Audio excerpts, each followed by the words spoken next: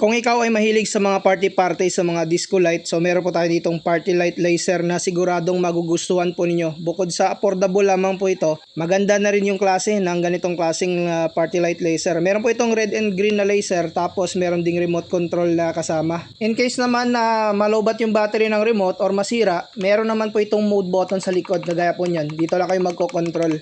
Tapos yung USB cable po niyan dito, naka Type-C po yan. Bali, i-connect nyo lang sa power bank charger ng phone po ninyo. Dahil yung kailangan lang naman dito na power is nasa 5 volts DC. So, saktong-sakto po yan. Kung meron kayong power bank or charger ng phone po ninyo, ay talagang gagana po ito. So, saksak lang natin yung kanyang USB cable. Nakasaksak na po yan. So, yun, makikita po niyo red and green na laser. At saka may mga different pattern. Meron din po itong sound active. So kung gusto ninyong pailawin yung green laser, pindot lang kayo sa remote. Green laser lang yung ilaw. Pag red, yan, red lang din yung ilaw. Kung gusto niyo yung red and green, ayan. Tapos may mga ano dito, sound 1, sound 2, sound 3. So tingnan niyo kung gaano kaliwanag yung ating party light laser na ito. Ayan, oh.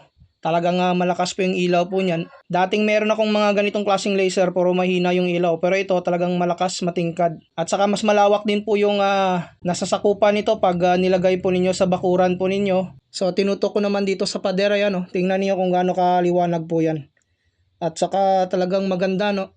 Kaya talagang sulit yung pera po ninyo dito sa ganitong klaseng party light laser. At ito nga yung aking party light laser. Makikita nyo naman talaga matingkad na yung kulay ng kanyang green and red laser po dito. Talagang mag-i-enjoy po kayo sa paggamit ng ganitong klaseng pailaw sa party sa bahay po ninyo. So click nyo lang yung ating yellow basket kung gusto ninyong mag-order nito.